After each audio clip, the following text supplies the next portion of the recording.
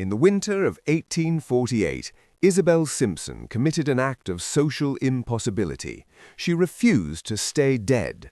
5 years earlier, the catastrophic train wreck between London and Bristol had claimed dozens of lives, and society, always eager for the path of least resistance, had rushed to add Isabel's name to the list of casualties when no body could be identified as hers.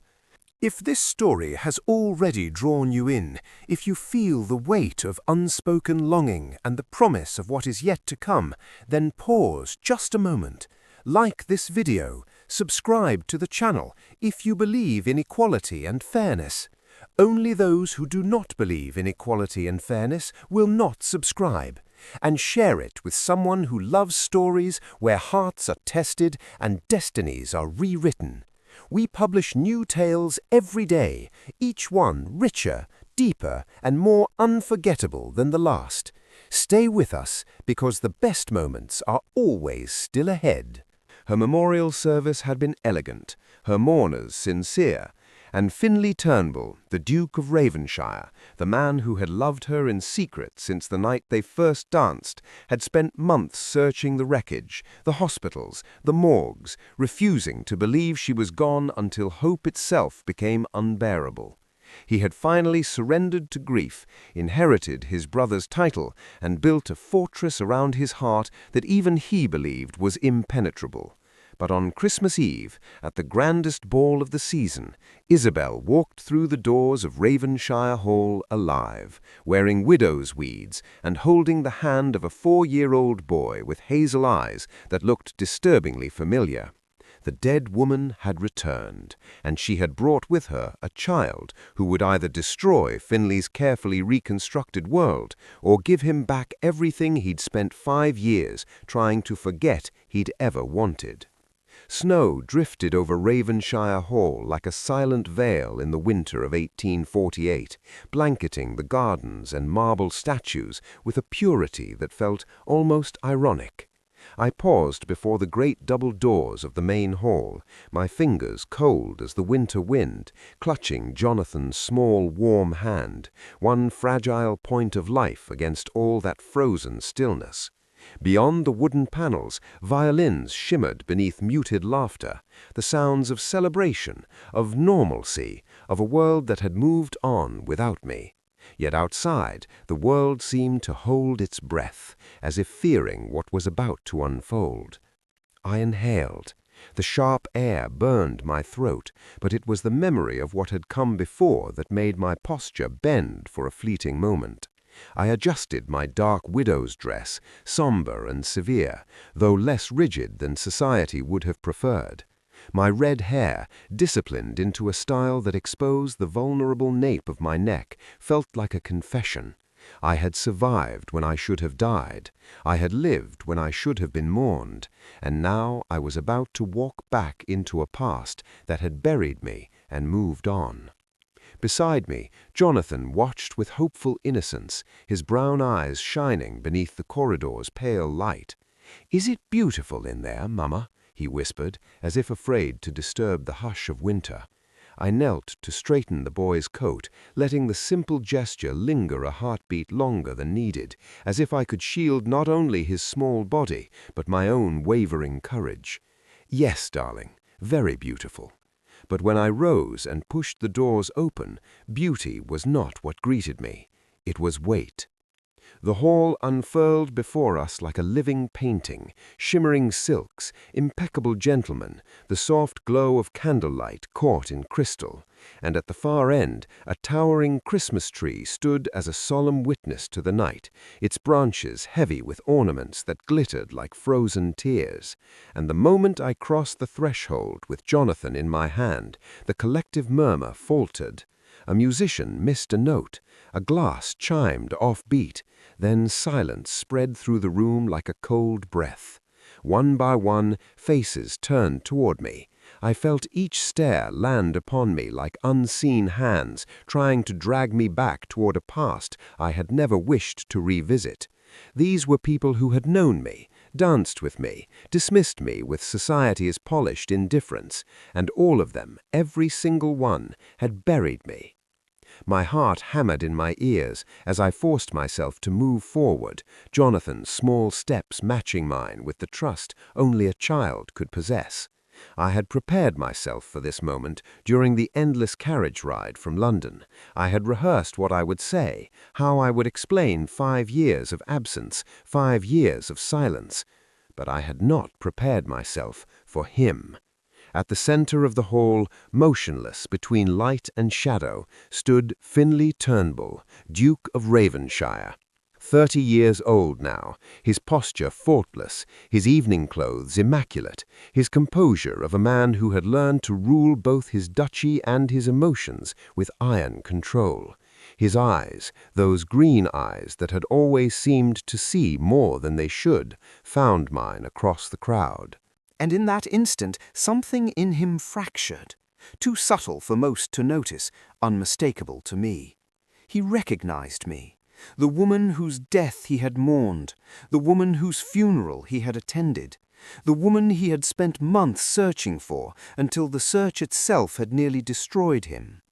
I was the ghost he had finally learned to live without, and I had just walked back into his carefully ordered world holding the hand of a child whose features, the shape of his jaw, the set of his eyes, the auburn tint to his hair, would be impossible for Finlay to ignore once he looked closely enough. The silence stretched, becoming unbearable. Someone dropped a fan, the clatter obscenely loud in the stillness.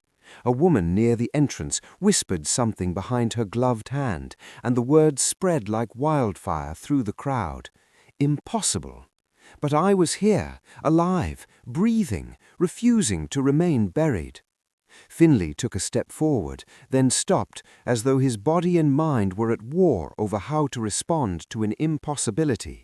His hands, I noticed, were clenched at his sides, the only visible sign that the Duke of Ravenshire, known throughout England for his unshakable composure, was barely holding himself together. Isabel! My name escaped his lips like a prayer and an accusation combined, so quiet I almost didn't hear it across the distance between us. Jonathan tugged on my hand, sensing the tension he couldn't understand. "Mama, why is everyone staring?" "Because I'm a ghost," I wanted to tell him. "Because I'm a woman who should have stayed dead. Because the man standing across this ballroom loved me once, and I vanished without explanation, leaving him to mourn someone who was alive all along." Instead, I squeezed his hand and forced my voice to remain steady. "Because we are new guests, darling, and we've arrived rather dramatically." I had returned to Ravenshire Hall to fulfill a dying man's wish, to protect Jonathan's inheritance from the vultures who would strip him of everything the moment they could. I had returned because I had nowhere else to go, no one else who could provide the protection we desperately needed. But as I stood in that silent ballroom, meeting Finlay's devastated gaze across the expanse of polished marble and Christmas greenery, I realized I had also returned for something far more complicated and dangerous. I had returned to the only man who had ever truly seen me, the man I had loved in secret before the train crash stole my memory and another man's kindness gave me a new life. The man's child stood beside me now, though Jonathan himself had no idea that the Duke staring at us with such controlled devastation was not just a stranger, he was his father. And Finlay Turnbull, Duke of Ravenshire, had just watched the dead woman he'd never stopped loving walk back into his life with the secret he'd never known existed. Proof that one night, 5 years ago, before fate and catastrophe tore us apart, we had created something that could either heal us both or destroy everything he'd built in my absence. The ghost had returned to her haunt, and this Christmas nothing at Ravenshire Hall would ever be the same again. The silence shattered like fragile glass when Lady Pemberton, never one to let drama unfold without her commentary, gasped loudly enough to be heard across the entire ballroom. "Good God, it's her! It's actually her!" The murmur that followed was a living thing, shocked whispers rippling outward from where I stood with Jonathan, speculation and scandal spreading like spilled wine across silk. I heard fragments of conversation, disbelieving voices trying to reconcile the impossible with what their eyes confirmed. She was declared dead. The train crash in 43. Who is the child? Surely it's some impostor. But the hair, the face, it's unmistakably.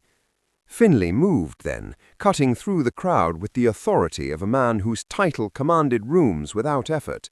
The guests parted for him like subjects before royalty, and I watched him approach with my heart climbing into my throat. 5 years. 5 years since I'd seen that face, since I'd heard his voice, since I'd known the warmth of his presence. He looked older, harder.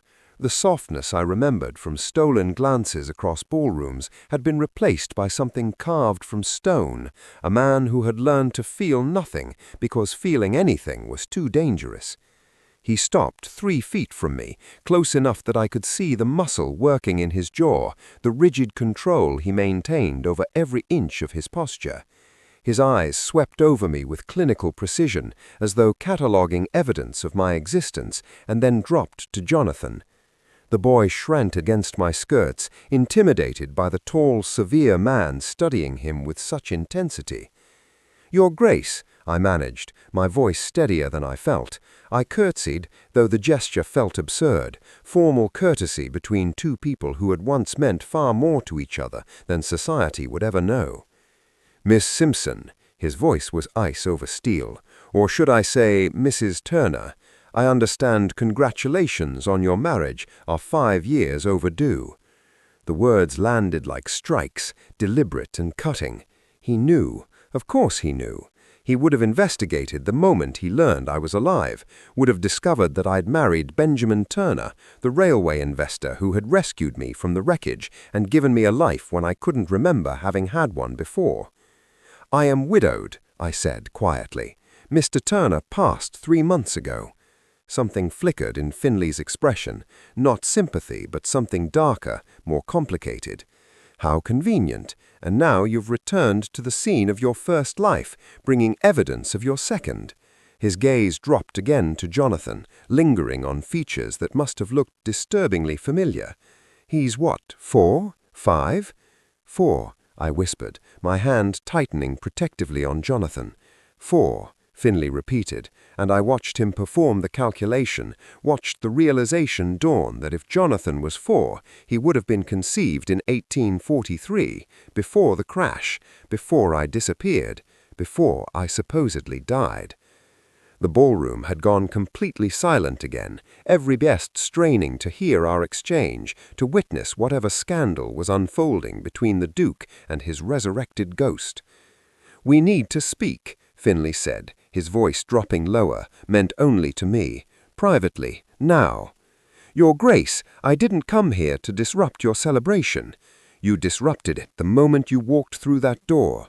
His eyes met mine, and for just an instant I saw past the ice to the pain beneath. 5 years, Isabel. 5 years I believed you were dead. I searched for you in every hospital, every morgue, every— He stopped himself, the control reasserting itself. "You owe me an explanation, and him."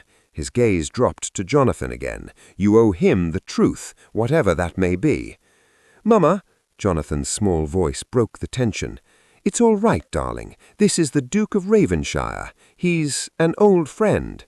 "Friend," Finlay repeated bitterly. "Yes, let's call it that."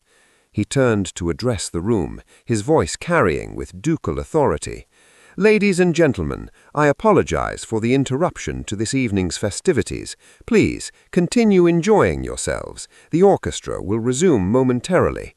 Then to his butler who had materialized at his elbow, "Robert, escort Mrs. Turner and her son to the blue drawing-room.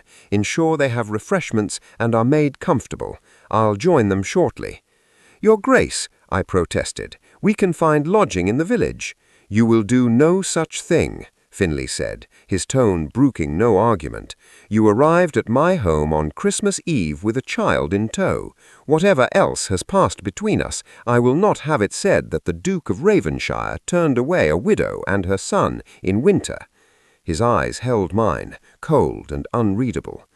"Besides, Mrs. Turner, I suspect we have a great deal to discuss, and this time you won't disappear before we've finished our conversation." The blue drawing-room felt like a cage, however elegantly appointed.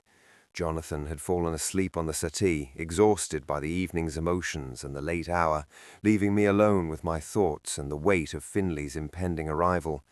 I stood at the window, watching snow fall over grounds I had once walked freely, back when I was simply Isabel Simpson, the forgotten baronet's daughter who had somehow caught the attention of the Duke's younger brother.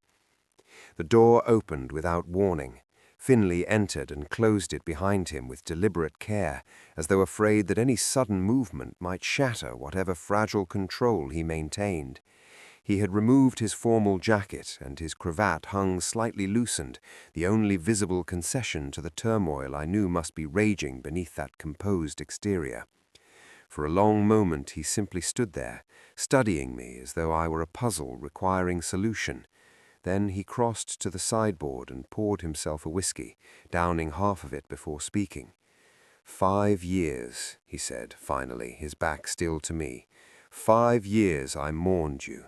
I attended your memorial service. I stood in the rain and listened to a vicar speak about a woman whose body was never found, whose death could never be confirmed, and I told myself that uncertainty was the cruelest gift God could give a man." He turned then, and the anguish in his eyes stole my breath. "I was wrong. This is crueler. Knowing you were alive, that you were saved, that you built a life with another man while I—" His voice broke. He looked away, composing himself with visible effort. "I didn't remember," I whispered. "The crash, the injuries. I woke up in a hospital with no memory of who I was. Benjamin found me, took care of me, helped me piece together a life from nothing. How convenient. A blank slate. No past to burden you, no promises to keep, no—" He stopped himself, pressing his fingers against his temple. "When did the memories return?" 3 months ago, just before Benjamin died." The words felt like confession. "It came back in pieces, fragments at first, then everything at once. The balls, the dances, my family, and you." "Me." The word was barely audible. "And what exactly did you remember about me, Isabel?" "Everything. I remembered the night he had found me in the library at his brother's estate, how we had talked until dawn about poetry and philosophy, and dreams that seemed impossible for a second son and a baronet's daughter.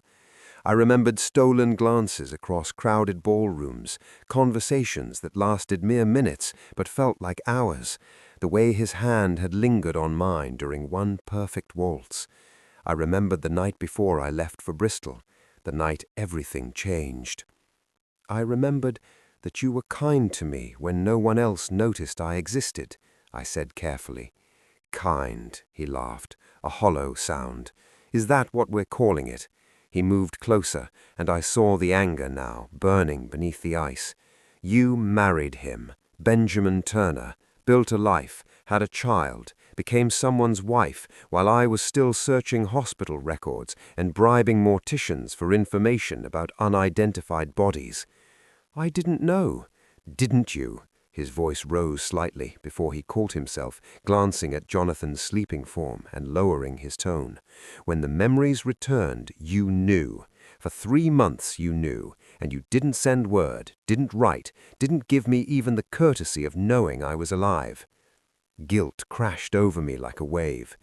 "Benjamin was dying. He made me promise to protect Jonathan, to come here, to—" "To what?" demanded Finley. "To appear at my Christmas ball like a ghost, disrupting everything I've spent 5 years rebuilding?"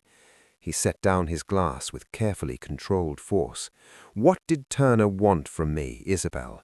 What am I supposed to do with this information? With you? With—" His gaze slid on Jonathan again, and something painful crossed his features. "With him." The question hung in the air, weighted with implications neither of us was ready to voice. "Benjamin's cousins are contesting his will," I said, forcing myself to meet Finley's eyes. "They claim Jonathan isn't legitimate, that I'm an impostor who manipulated a dying man. They want to take everything, the estate, the fortune, even custody of my son. Benjamin's solicitor said I needed someone powerful enough to stand against them, someone whose word couldn't be questioned." Understanding dawned in Finley's eyes, followed by something that looked like betrayal. "So that's why you came. Not to tell me you were alive, not to explain your absence, but because you need something from me." "I need protection for my son," I said, hating how calculating it sounded. "Benjamin knew that Turner Farley would destroy us the moment he was gone. He told me to come to you, because—" I felt it, unable to finish. "Because what?" demanded Finley. "Because he knew I was fool enough to still care? Because he calculated that the Duke of Ravenshire wouldn't turn away a woman he once—" He stopped himself again, turning away from me. "What did Turner know, Isabel? What did your husband know about us?" The question pierced me. He knew I spoke your name in my sleep before my memories returned. He knew that when I finally remembered everything, the first thing I did was weep. Finley's shoulders tensed, but he didn't turn around. "And the boy, Jonathan? What's his full name?" "Jonathan Benjamin Turner," I said softly. "No middle name? Nothing else?" I understood what he was asking, what he needed to know. "Benjamin loved him as his own, gave him his name without question. He was a good man, Finley, a kind man who saved us both. But was he Jonathan's father?" The question came out raw, desperate. The silence stretched between us, heavy with 5 years of absence and a truth that would change everything. Jonathan stirred in his sleep, and I moved to adjust the blanket over him, buying myself seconds to decide how much truth this moment could bear. "Look at him," I whispered. "Really look at him, Finley, and tell me what you see." Finley turned slowly, and I watched his gaze travel over Jonathan's sleeping face, the auburn tint to his brown hair, the shape of his jaw, the set of his features that would become more pronounced as he grew. Features that had nothing to do with Benjamin Turner, and everything to do with the man standing before me. The morning came too quickly, though I had barely slept. Finley had left the drawing-room shortly after that devastating revelation, his face drained of color, his usual composure shattered by the realization that the sleeping child on the settee was his son. He hadn't spoken another word, simply walked out, leaving me alone with Jonathan and the wreckage of 5 years' worth of secrets. Now, as pale winter light filtered through the curtains of the guest chamber where I had been installed, I heard a soft knock at the door. Jonathan was still sleeping in the adjoining room, exhausted from the previous night's upheaval. "Come in," I called, expecting a maid. Instead, Robert, the butler, entered, carrying a breakfast tray. He was a man of perhaps 60, with silver hair and the kind of dignified bearing that suggested decades of loyal service. He set the tray down with practiced efficiency, then straightened and met my gaze with something that looked almost like sympathy. "His Grace asked that I attend to your needs personally, Mrs. Turner," he said quietly. "He thought you might prefer discretion." "Where is the Duke?" I asked, though I suspected I knew the answer. "In his study. He hasn't left it since last night." Robert hesitated, then added, "Mrs. Turner, if I may be so bold, His Grace spent 2 years searching for you after the crash. I accompanied him on many of those journeys. I saw what your loss did to him." The words were a gentle rebuke, a reminder that my absence had consequences I was only beginning to understand. "I need to explain what happened, not just to him, but to anyone who asks. The servants, the guests from last night, they'll all want to know how I survived." Robert nodded slowly. "Perhaps it would help to speak it aloud, madam, to someone who has no judgment to pass, only ears to listen." And so, with this kind kinsman as my confessor, I told the story I had pieced together from fragmented memories and Benjamin's patient recounting. The train to Bristol had derailed on a curve, the carriages tumbling down an embankment in a chaos of screaming metal and shattering glass. I remembered the moment of impact, the world tilting sideways, bodies thrown like rag dolls, the terrible sound of breaking things that should never break. Then darkness, absolute and consuming. I woke 3 days later in a makeshift hospital, my head bandaged, my memories gone.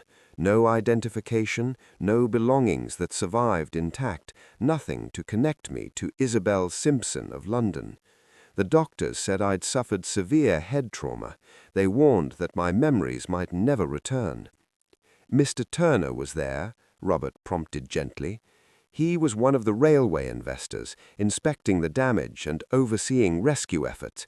He found me conscious but confused, unable to answer even the simplest questions about who I was or where I'd come from. I stared at my hands, remembering those early days of terrifying blankness. Mr. Turner paid for my medical care, placed advertisements in newspapers seeking information about a missing red-haired woman. No one came forward. Because everyone assumed I was dead, I realized now. My family had identified me among the casualties based on a ticket stub and a monogrammed handkerchief. They had buried an empty coffin and moved on. Mr. Turner gave me a name, called me Isabel, close enough to something my mind seemed to recognize. He helped me live again, to function without a past, and when it became clear that no one was looking for me anymore, when I was 6 months pregnant with no memory of how that had happened, my voice broke slightly. He married me, gave Jonathan his name, asked no questions about who the father might be. Robert's expression softened. "He sounds like a good man, madam." He was. He loved Jonathan as his own, never once treating him as anything less than his legitimate son. Tears pricked my eyes. But 3 months ago, as his illness worsened, the memories came flooding back. Everything I'd lost, everything I'd been, it all returned at once, and I remembered. I stopped, unable to finish. "You remembered the Duke," said Robert quietly. "I remembered the night before I left for Bristol, the night that Finlay and I couldn't say it aloud, couldn't articulate the passion and desperation of those stolen hours when we'd both known I was leaving, when he was still just a second son with no prospects, and I was nobody's choice for a duchess. His Grace never stopped looking for you," Robert said, "even after the official search ended, even after the memorial service. He hired investigators, traveled to every hospital within 100 miles of the crash site. It was only when he inherited the dukedom after his brother's sudden death that he finally ceased his search. The responsibilities of the title, you understand, they demanded his attention." Guilt twisted in my chest. While Finlay had been searching for me, I'd been building a life with another man, bearing his child, becoming someone else entirely. "I didn't know," I whispered. "If I had remembered earlier, if I had known he was searching." "But you didn't know, madam, and that is not your fault." Robert's voice was firm but kind. "The question now is what happens next. His Grace is a man of deep feeling, despite what society believes. What he saw last night, the boy, the resemblance, it has shaken him profoundly." "He hates me," I said, "and he has every right to do." "I don't believe His Grace is capable of hating you, Mrs. Turner, but he is certainly capable of being devastated by loving you." Robert moved toward the door, then paused. "He's asked me to prepare chambers for you and Master Jonathan. You'll be staying at Ravenshire Hall for the foreseeable future. His Grace insists." "Why would he want us here after everything?" "Because," Robert said gently. "Whatever else has happened, that child sleeping in the next room is his son, and Finley Turnbull, Duke of Ravenshire, does not abandon his responsibilities, especially not when they come in the form of a 4-year-old who has no idea his entire world is about to change." Finley summoned me to his study 3 days after our arrival, 3 days during which I'd seen him only in passing, a distant figure crossing the entrance hall or disappearing into his library, always moving, never still, as though stillness would allow feeling to catch up with him. Jonathan had adjusted to Ravenshire Hall with the adaptability of children, delighted by the grand rooms and the kindness of the staff, blissfully unaware of the tension crackling beneath every interaction between his mother and the Duke. The study was exactly as I remembered from years ago when I'd been invited here as a guest at his brother's house party. Dark wood paneling, floor-to-ceiling bookshelves, windows overlooking the frozen gardens. Finley stood behind his massive desk, impeccably dressed, every inch the Duke, his posture rigid with the control I'd come to recognize as his armor against emotion. "Mrs. Turner," he said, not looking up from the documents spread before him, "please sit." The formality stung, but I deserved it. I settled into the chair across from him and waited. "I've had my solicitors review the Turner estate situation," Finley said, his tone as businesslike as if we were discussing crop yields. "Your late husband's cousins have indeed filed a petition challenging Jonathan's legitimacy and your marriage. They're claiming you were an opportunist who preyed upon a dying man." "They're not entirely wrong," I said quietly. "I did marry Benjamin when I had nothing, when I couldn't even remember my own name." "They're entirely wrong," Finley corrected sharply, finally meeting my gaze. "Benjamin Turner married you of his own free will, knowing full well your circumstances. Jonathan is his legal heir, regardless of the biological circumstances of his birth." He paused, something painful flickering in his eyes before the mask reasserted itself. "A fact that remains between us, I trust." "You want me to lie?" I asked, confused. "To continue letting the world believe Jonathan is Benjamin's son?" "I want you to protect that boy from being labeled illegitimate," Finley said coldly. "Whatever you and I were to each other 5 years ago, society will show no mercy to a child born out of wedlock. Benjamin gave Jonathan his name and legitimacy. I will not be the one to strip him of that protection, regardless of biology." The words were logical, practical, and devastatingly painful, a denial of his own son for the child's sake. "The Turner cousins will be relentless. They have resources, connections. And I am the Duke of Ravenshire," Finley interrupted. "My resources dwarf theirs considerably. I've already sent word to London that Jonathan Turner is under my protection. I've also made it clear that any attempts to defame you or contest Benjamin's will would be considered a personal insult to this house." I stared at him, overwhelmed. "Why would you do this, after everything?" "Because that child deserves protection," Finley said, his voice carefully devoid of emotion. "And because despite your lengthy absence and inexplicable silence, I find I cannot simply stand by and watch you be destroyed by vultures." He returned his attention to the papers before him, dismissing me with the gesture. "You and Jonathan will remain at Ravenshire Hall until the legal matters are settled. Robert will ensure you have everything you require." "Finley." His given name escaped before I could stop it. "Your Grace," he corrected sharply, not looking up. "We are not familiar enough for Christian names, Mrs. Turner. We are merely a duke offering protection to a widow and her son, nothing more." The words landed like blows, each one carefully aimed to establish distance, to rebuild the walls between us that one night 5 years ago had temporarily crumbled. "But I'm sure," I managed. "Forgive me, Your Grace." "You're dismissed," his tone flat. "Jonathan may explore the grounds with supervision. The nursery has been opened and prepared for his use. I've arranged for a tutor to begin his lessons next week." I stood, my legs unsteady. "You're being remarkably generous to a child you claim is not your concern." Finally, Finley looked up, and the pain in his eyes nearly broke me. "I'm being practical, Mrs. Turner.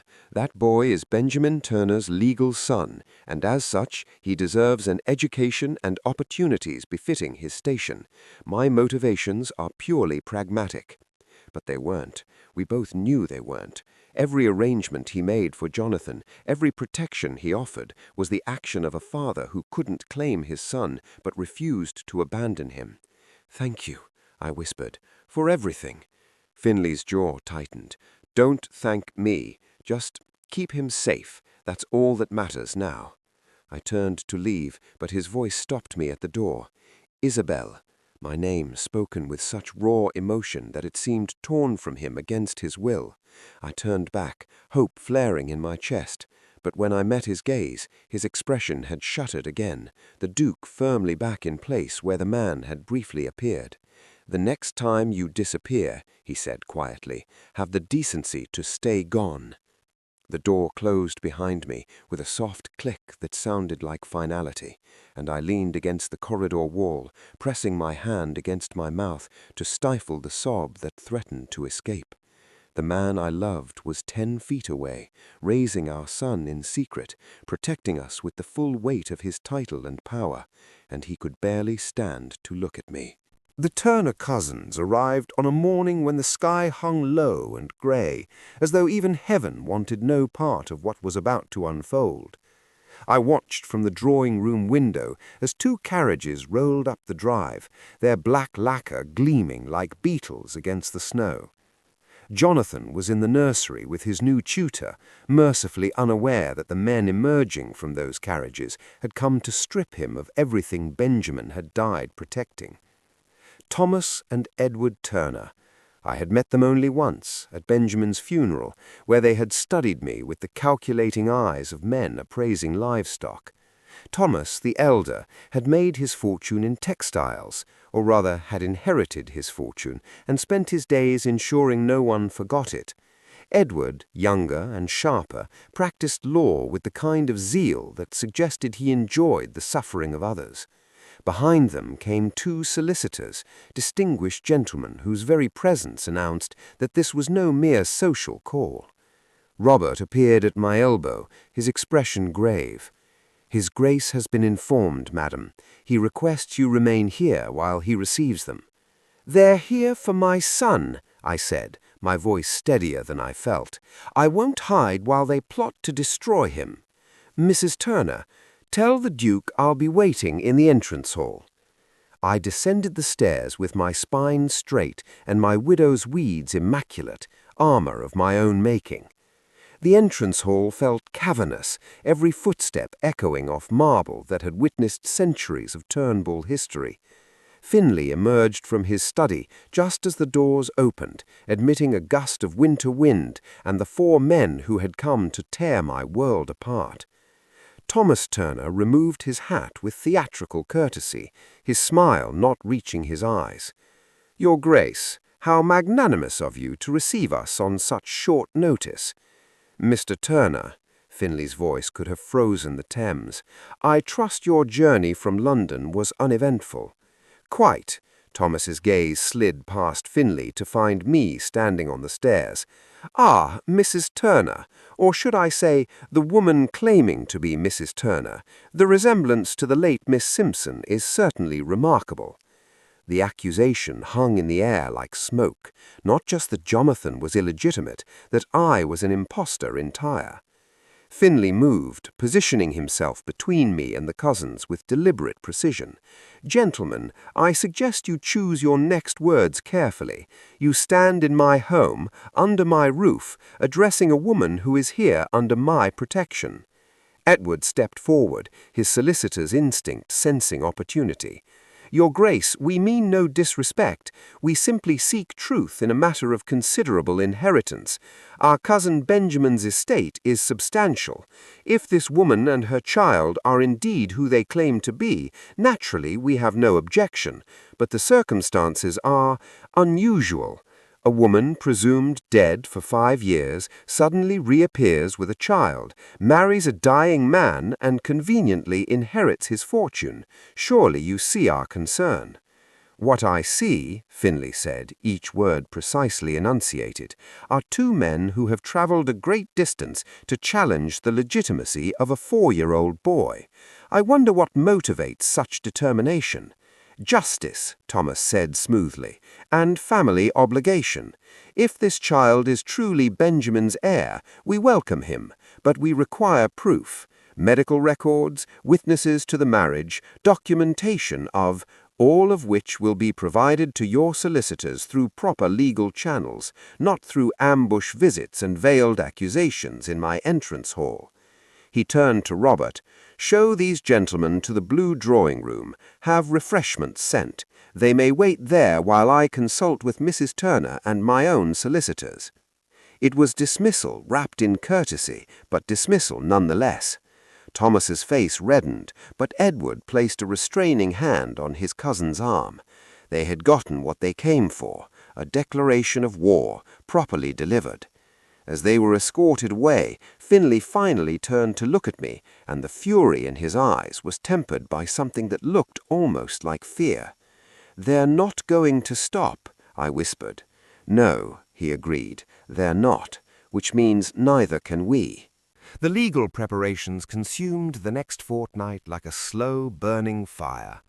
Finlay's study became a war room where solicitors arrived at all hours, bearing documents that required signatures, testimonies that needed corroboration, strategies that shifted with each new piece of information the Turner cousins' investigators uncovered.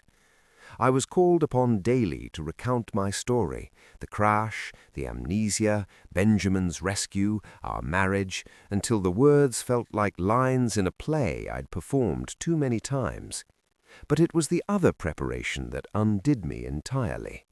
"You'll need proper clothing," Finlay announced one morning, finding me in the library where I'd retreated to escape another round of interrogation by his solicitors. "The hearing will take place in London, before the Court of Chancery. Every eye in society will be watching." I looked down at my black bombazine dress, the fabric worn thin at the cuffs. "I'm in mourning, Your Grace. These are appropriate." "They're provincial," he said bluntly. "The Turner cousins will use every weapon at their disposal, including the implication that you're an unsophisticated fortune hunter who manipulated a dying man. We need you to look like exactly what you are, a gentleman's daughter who suffered tragedy and married respectably. I don't have the funds for, I'm not asking you to pay for them." He moved to the window, his back to me, a posture I'd come to recognize as his retreat when emotions threatened. "My late sister-in-law's modiste will attend you tomorrow. She's discreet. She understands what's required." The idea of Finlay paying for my wardrobe felt too intimate, too much like the kind of care a husband might show a wife. "Your Grace, I cannot accept." "You can and you will," he interrupted, turning to face me with that ducal authority that brooked no argument. "This isn't charity, Mrs. Turner, it's strategy. You're under my protection, living in my house, fighting a battle that reflects on my judgment. Your appearance in that courtroom will be interpreted as a reflection of my standards. I won't have you undermined by something as trivial as outdated mourning clothes." The words were practical, clinical even, but beneath them I heard what he wouldn't say. "I won't let them destroy you." The modiste arrived the following afternoon with an entourage of assistants, carrying bolts of fabric in shades of grey, lavender, and deepest plum, the colors of half-mourning, respectable but not severe. I stood in my chambers like a doll being dressed, while strange hands measured and pinned, while fabric was draped and adjusted, while Finlay's money purchased armor I couldn't afford on my own. He appeared in the doorway once, surveying the proceedings with an expression I couldn't read. Our eyes met in the mirror's reflection, and for a moment the careful distance between us wavered. "The violet," he said quietly to the modiste, "for the hearing. It brings out the color of her eyes." He left before I could respond, before I could tell him that he'd remembered, that 5 years ago he'd once told me I looked like evening itself in violet silk. That night, after Jonathan was asleep and the house had settled into silence, I found Finlay in his study, still working by candlelight. I knocked softly, and when he looked up, exhaustion had carved shadows beneath his eyes. "Thank you," I said simply, "for everything. The clothes, the solicitors, the protection. I know you're doing this for Jonathan, but don't," he said, his voice rough. "Don't assign noble motivations where there are none. I'm doing this because those vultures need to be put in their place, because I won't have it said that the Duke of Ravenshire couldn't protect a widow and child residing under his roof." But his hands, I noticed, were trembling slightly as he sorted through papers. His jaw was tight with the effort of maintaining composure. "Finlay," I whispered, using his name despite his earlier prohibition. He closed his eyes, as though the sound of it caused physical pain. "Go to bed, Isabel. We have a long battle ahead, and I need you rested." I left him there, alone with his documents and his carefully maintained lies about why he was fighting so fiercely for a child he claimed wasn't his concern, and a woman he insisted he no longer knew. I found Jonathan building a snowman in the garden 3 days before we were to leave for London, his small hands red with cold, despite the mittens Robert had procured. He was laughing, that pure sound of childhood joy that seemed impossible given the storm gathering around us. I stood on the terrace watching him, wrapped in a shawl that did little against the bite of winter wind, and tried to memorize this moment, his innocence, his happiness, before the courtroom could steal it away. He should be wearing warmer gloves. I turned to find Finlay beside me, also watching Jonathan. He wore no coat despite the cold, as though he'd come out intending to stay only a moment and found himself unable to leave. "He insisted these would do," I said softly. "He's stubborn." "I wonder where he gets that from." There was something almost like warmth in Finlay's voice, a crack in the ice he'd maintained so carefully. "He has your determination.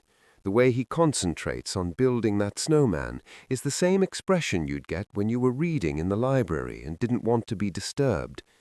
The observation startled me, that he'd noticed such small details, that he remembered them after 5 years. "You watched me in the library." "I watched you everywhere," he said quietly, then seemed to regret the admission. "Before, when you were still—" He stopped, the careful control reasserting itself. Jonathan called out, waving at us. "Mama, your Grace, come see. I've made him very tall." Finlay hesitated, and I saw the war in his expression, the Duke who maintained distance, warring with the father who wanted to know his son. Before he could retreat behind formality, I made the decision for both of us. "Come," I said, starting down the terrace steps, "before he adds you to his list of people who don't appreciate snow architecture." We walked across the lawn together, our footsteps crunching in unison through fresh snow. Jonathan beamed at our approach, proudly presenting his creation, a lopsided snowman with stick arms and pebbles for eyes. "He needs a proper scarf," Finlay observed, and before I could protest, he'd unwound his own cravat and was helping Jonathan wrap it around the snowman's neck. Their heads bent together over the task, auburn and darker brown, and my throat tightened at the sight of them, father and son, unacknowledged but undeniable. "There," Finlay said, stepping back. "Now he's a proper gentleman."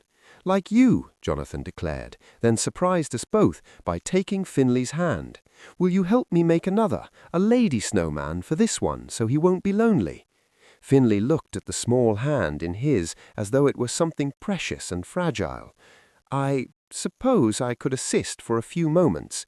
Those few moments stretched into an hour. I watched them work together, Finlay's formal reserve gradually melting as Jonathan chattered about his lessons and his favorite stories and whether snowmen could feel cold. At some point, I joined them, and we built not just one lady snowman, but an entire snow family, parents and child, frozen in a tableau of domestic happiness we couldn't claim in life. "She needs a crown," Jonathan decided, pointing at the lady snowman, "because Mama says ladies should be treated like queens." Finley glanced at me, something unreadable in his expression. "Your mother is wise." He fashioned a crown from twisted twigs and placed it carefully on the Snow Woman's head. There, a queen to match her station. Jonathan had run off to find more decorations, leaving Finley and me standing close together in the falling snow. Our breath misted in the cold air between us, and I could feel the warmth radiating from him despite the winter surrounding us. "He's a remarkable child," Finley said quietly, watching Jonathan search for the perfect stones. "Benjamin raised him well." "Benjamin loved him," I agreed, "but he always knew—" I trailed off, uncertain how to finish. Knew what? That Jonathan wasn't entirely his, that some part of him belonged to someone else. I turned to face Finley fully. "He said once that he could see you in Jonathan's eyes, that he understood why I wept when my memories returned." His jaw tightened. "Don't, Isabel." "Don't what? Don't tell you that Benjamin died knowing I still loved you, that he made me promise to come to you, not just for protection, but because he thought we deserved another chance." "There are no second chances," Finley said, but his voice cracked on the words. "Too much has happened. 5 years, another man's marriage, a child raised with another man's name." "A child who is yours," I said fiercely. "A child who deserves to know his father. A love that never died, Finley. It didn't die in the train wreck. It didn't die when I forgot you. It didn't die when you spent 5 years believing me gone. It's here, buried under all this snow and bitterness and fear, but it's here. I feel it every time you look at Jonathan, every time you can barely stand to be in the same room with me, because feeling anything at all is too dangerous." "Stop." His hand caught my wrist, not roughly, but desperately. "Stop. Saying things that can't be unsaid." "Why? What are we protecting by pretending we feel nothing? What's left to lose that hasn't already been taken?" The snow fell around us, muffling the world, creating a bubble of privacy in the midst of the garden. Finley's grip on my wrist softened, his thumb moving over my pulse point, as though confirming I was real, alive, here. "Everything," he whispered. "If I let myself feel this again, if I let myself hope, and then lose you, lose either of you," his voice broke entirely. "I barely survived it once, Isabel. I can't do it again." I reached up with my free hand, touching his face with cold fingers, feeling the tension in his jaw, the tremble he couldn't quite control. "Then don't lose us. Fight for us. Not just in some London courtroom against vultures we both despise, but here, now. Fight for this." Jonathan's voice called out from across the garden, something about finding the perfect hat for the Snow Father. Finley closed his eyes, leaning almost imperceptibly into my touch for just a moment, just long enough for me to feel the weight of 5 years' longing in that single gesture. Then he stepped back, composure reasserting itself, like armor sliding back into place. But his eyes, when they met mine, held something that hadn't been there before. Not hope exactly, but the possibility of it. A frozen ember that might, given time and careful tending, remember how to burn. "We should go inside, before you catch cold." But neither of us moved. We stood there in the snow, the ghost of his touch still warm on my wrist, watching our son play among the frozen family we'd built together. And for the first time since I'd walked back into his life, I thought perhaps the ice between us might thaw all after all. The Court of Chancery felt less like a courtroom and more like a theatre designed for public execution. I sat in the violet dress Finley had chosen, my hands folded in my lap to hide their trembling, while what seemed like half of London society packed the gallery to witness my humiliation. The Turner cousins sat across the aisle with their solicitors, Thomas wearing an expression of righteous vindication, Edward taking notes with the methodical precision of a man documenting a victory he considered inevitable. Jonathan was mercifully absent, left at the townhouse with Robert and strict instructions not to worry. As if a 4-year-old could understand that men in wigs and robes were deciding whether he deserved his own name. The morning had been brutal. Edward Turner himself had conducted my examination, his questions designed to paint me as either an opportunist or a madwoman, possibly both. He'd questioned my amnesia, suggested the train crash was convenient fiction, implied that I'd deliberately disappeared to escape scandal. When he'd asked about my relationship with Benjamin, his tone suggested something tawdry and calculated, rather than the quiet kindness it had actually been. Through it all, Finlay had sat behind me with his solicitors, silent and rigid, his presence a solid weight at my back even when I couldn't see his face. Now it was his turn to testify, and the courtroom fell silent as he took the stand. The Duke of Ravenshire, one of England's most prominent peers, about to speak on behalf of a woman whose reputation hung by a thread, and a child whose legitimacy was being systematically destroyed. "Your Grace," Edward Turner began, his voice dripping with forced deference, "you've offered your protection to Mrs. Turner and her son. Might I ask what interest the Duke of Ravenshire has in this matter?" "Mrs. Turner was known to my family before her presumed death," Finlay said, his voice carrying clearly through the chamber. "Her reappearance is a matter of considerable relief to all who knew her." "How well did you know her, Your Grace?" The question hung in the air, loaded with implication. I held my breath. "Well enough to recognize her immediately upon her return," Finlay said evenly. "Well enough to know that the woman sitting in this courtroom is indeed Isabel Simpson, despite your client's suggestions otherwise. And the child, how well do you know him?" "I've had the opportunity to observe him during his stay at Ravenshire Hall. He's a bright, well-mannered boy who deserves better than to be used as a pawn in his dead father's cousin's scheme for inheritance." Edward's eyes narrowed. "You speak with considerable feeling for a child who is, by all accounts, no relation to you whatsoever." I saw Finlay's hands tighten on the witness box rail, saw the war between caution and truth play out across his features.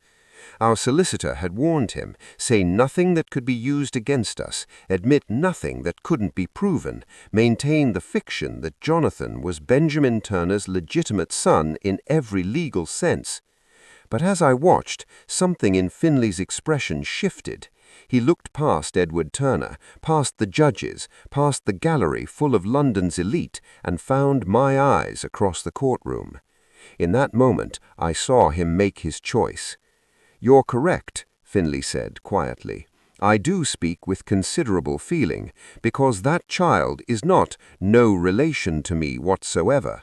His voice strengthened, filling the chamber. "Jonathan is my son." The courtroom erupted. Gasps and exclamations echoed off the vaulted ceiling as society witnessed the impossible, a duke claiming an illegitimate child in open court. Edward Turner's face went white, then red, cycling through expressions of shock and fury. The judges called for order, their gavels cracking like thunder. But Finlay wasn't finished. He turned to address the judges directly, his voice cutting through the chaos with ducal authority. "My lords, I understand the irregularity of this revelation, but I will not sit in this chamber and watch my son be labeled illegitimate by men whose only interest is in stealing his inheritance."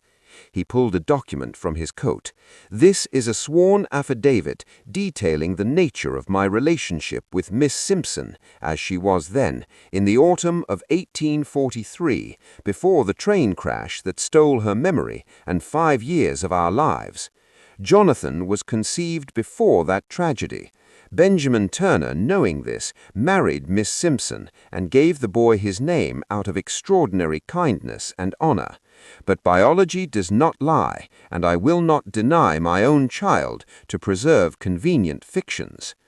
"Your Grace," one of the judges began, clearly struggling with the unprecedented situation, "you understand what you're admitting, the implications for your reputation, for the child's status. "I understand perfectly, my lord. I am claiming Jonathan as my natural son. I am prepared to provide for him, to acknowledge him, and to ensure he receives the education and opportunities befitting his parentage." Finley's eyes found mine again. "And I am prepared to marry his mother, if she will have me, to legitimize what should never have been questioned in the first place."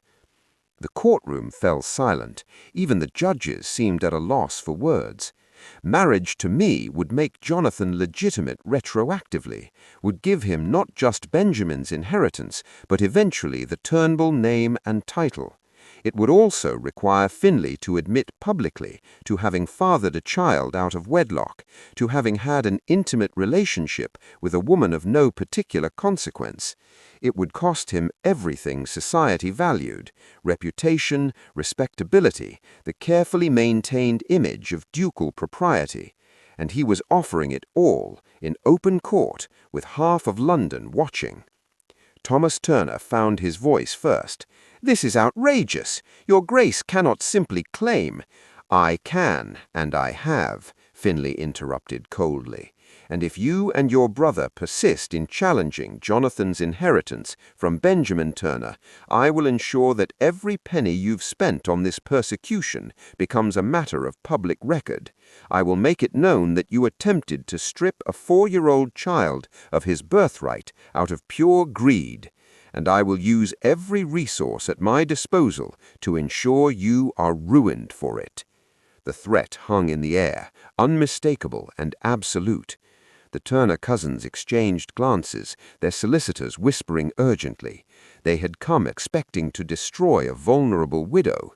They had not anticipated facing the full power and fury of a duke willing to sacrifice his reputation for this son. The lead judge cleared his throat.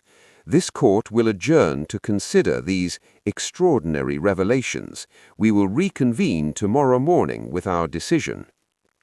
As the chamber emptied in a buzz of scandalous whispers, Finley descended from the witness stand and came directly to me. He offered his hand, and I took it, feeling the slight tremor in his fingers that betrayed the cost of what he'd just done. "You've destroyed yourself. For us," I whispered. "No," he said quietly, his eyes holding me with devastating certainty. "I've finally stopped destroying myself by pretending I could live without you." Snow drifted over Ravenshaw Hall once more, a year to the day after I had walked through those great doors as a ghost. Now I stood before them again, but everything had changed. The widow's weeds were gone, replaced by emerald silk that caught the candlelight. My red hair was dressed elegantly but not severely, and around my throat rested the Turnbull emeralds, a duchess's jewels for a duchess who had earned her title through fire and scandal and the stubborn refusal to remain buried. Beside me, Finley adjusted his evening coat with the same nervous energy I'd seen on our wedding day 3 months ago, when he'd stood before a small gathering and claimed me as his wife, with a voice that shook despite his best efforts at ducal composure. He caught me watching and smiled, that rare unguarded expression that still had the power to steal my breath. "Are you ready?" he asked softly. "To face the same ballroom that watched me return from the dead?" I took his hand, feeling the solid warmth of his wedding band against my palm. "I think I can manage it." "That's my fearless duchess." He pressed a kiss to my knuckles. "Though I should warn you, Jonathan has been telling everyone he gets to stay up past his bedtime." As if summoned, Jonathan appeared at the top of the stairs in his new evening clothes, looking impossibly grown up for a boy of 5. He bounded down with the energy of a child who had spent the year discovering what it meant to be loved openly, to carry his father's name without shame. "Mama, Papa, can I come in with you, please?" Finley knelt to his level, straightening the boy's collar with gentle hands. "You may come in with us, but only for a short while. Then Robert will take you to bed, and tomorrow you can hear all about how your mother danced until dawn." "Will there be stories about ghosts again?" asked Jonathan with innocent curiosity. "No," I said firmly, touching his soft hair. "No more ghost stories, only stories about new beginnings." The three of us entered the ballroom together, and this time the silence that fell was not of shock, but of acknowledgement. The same guests who had witnessed my impossible return now witnessed something equally improbable, a family forged from tragedy, legitimized by love, impossible to ignore or dismiss.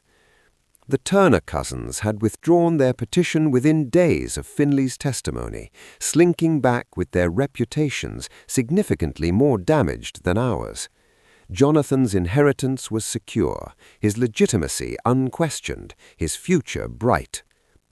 Jonathan scampered off with Robert after extracting promises of detailed reports, and then it was just Finley and me standing at the edge of the ballroom as the orchestra began to play.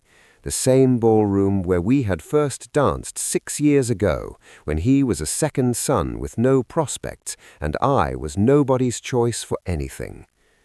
"Dance with me," Finley said, offering his hand. "People will talk," I warned him, though I was already reaching for him. "People are always talking. They talked when you returned from the dead. They talked when I claimed Jonathan in open court. They talked when I married you with unseemly haste." He pulled me into his arms, into the familiar pattern of the waltz. "Let them talk. I've spent 6 years in silence, and I'm done with it." We moved across the floor, and I felt the weight of the past year settle into something bearable. The courtroom victory, the quiet wedding with Jonathan between us, the slow process of learning to be a family, to trust that this happiness was real and permanent. "Do you remember," Finley murmured against my ear, "the last time we danced like this, before Bristol, before the crash, before everything fell apart? I remember you telling me you wished you were a first son so you could offer me more than pretty words and impossible dreams. And now? Now you're a duke, and I'm your scandalous duchess, and our son is upstairs dreaming of ballrooms." I looked up at him, this man who loved me through death and amnesia and 5 years of grief. "Now you've given me everything." "Not everything," Finley said, and there was that expression again, the one that said he still couldn't quite believe I was real. "Not yet, but I have the rest of our lives to try." The waltz ended, but we didn't separate. We stood there in the middle of the ballroom, while around us the ton whispered and speculated and tried to make sense of a love story that had refused to follow any acceptable pattern. A woman who wouldn't stay dead, a man who wouldn't stop loving her, a child who bound them together in ways society could barely comprehend but couldn't deny. "No more ghosts," I whispered, echoing what I'd told Jonathan. "No more ghosts," Finley agreed. "Only us, only this, only forward."